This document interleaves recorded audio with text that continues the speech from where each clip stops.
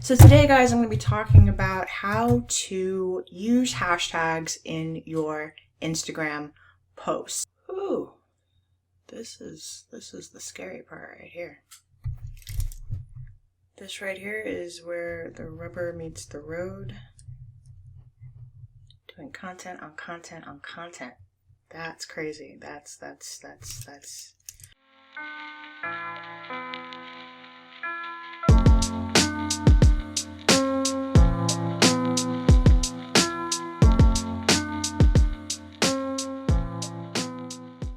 I don't even know why I had this idea. This was great.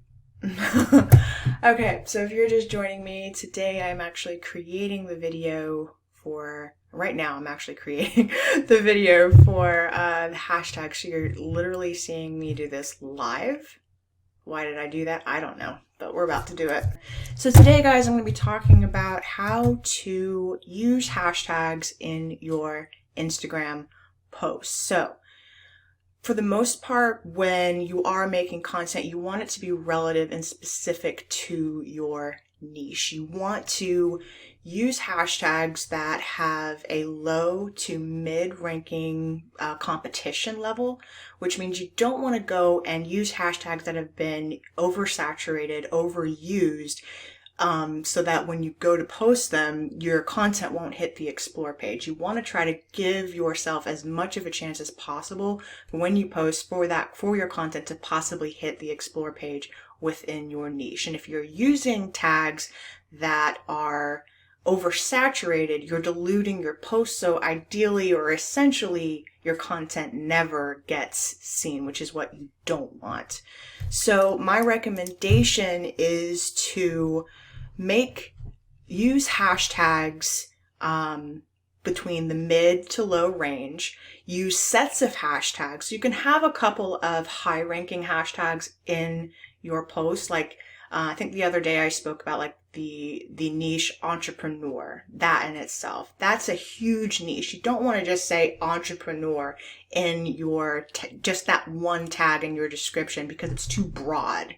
It's too broad and it's not going to give your post the right reach. So what you want to do is go with a medium ranking hashtag that maybe has about 6 figures or 5 figures in an exposure rather, that people are actually using. They may even be new, so that you can use those hashtags instead that are related to your niche, and that gives your post more visibility. It's just an additional way to try to rank your post without having to compete against other posts, the millions of posts that are being posted daily, minutely, hourly. So now on the tutorial, I'm going to actually demonstrate a software that I use to do my hashtag research, which is called Flick.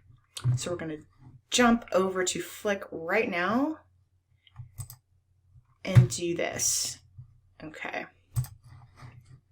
I'm sorry you guys can't see the screen because this is live, but you will see this video when it's posted. So stay tuned. Instagram will be kind of like snippets, but YouTube will be like content in the longer range, from anywhere between 5 to 10 minute video tutorials on average. So, alrighty. So when you're on Flick, the reason I suggest even using Flick they have a free and paid subscription. But this is really for hashtag research. You gotta research relevant hashtags in your niche so that you can make sure that your content is reaching the right audience. So for me, if I wanted to put in a search for a hashtag, we'll use the example again, entrepreneur. Again, I don't want that broad hashtag. I want a related hashtag, but not that one specifically, because it's just way too broad. So automatically, let's see here. Let me clear my cache really quickly. Okay, and we'll go back to search. And okay. In fact, let's do a different one. Entrepreneur is so broad. Let's do like makeup. If I was in the makeup industry or the beauty industry, I would want to know what tags to use in my post. So I'll do makeup. I'm not in the makeup industry. As you guys can see, I'm pretty just me, whatever. I could do makeup, but I'm not the best at it. It's not my thing, but let's see. Okay, so it brought up, it's going to show you here the medium competition, your high competition, and low competition. What you want to do is have a mix of medium, low to medium to high tags. I would suggest for your high tags, no more than 3 or 4. For your medium, that should be probably the bulk of your hashtags, and using anywhere between 15 to 30. You can only have 30 tags in a post on Instagram anyway, so you want to make sure you are using anywhere between 15 to 30 tags in your post. So what you can then do is select the tags you want between the low and medium ranking competition. So I got about 14 tags here that I could use, and I could copy those. And then what I would do personally is create a set.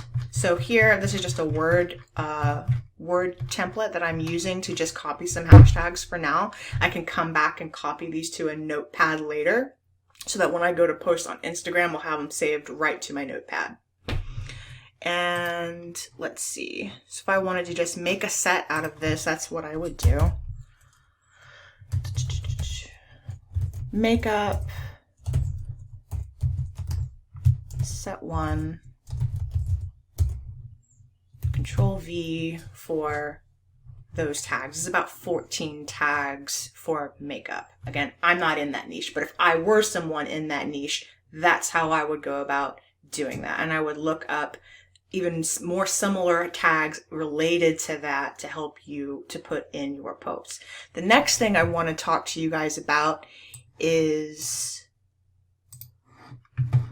how to post. So once you have your tag, this is extra stuff. Just so you say you have your tag, and you guys, again, I'm sorry you can't see my screen, but I'm on my Instagram page right now. So if I was going to use those hashtags, and let's say I was going to use a long form descriptive copy in my post. So that's a post that has a very long description. It's very wordy, it's very lengthy, or I'm giving a lot of information about something that, because it's a personal message or something I really want to relate strongly to my audience. Okay.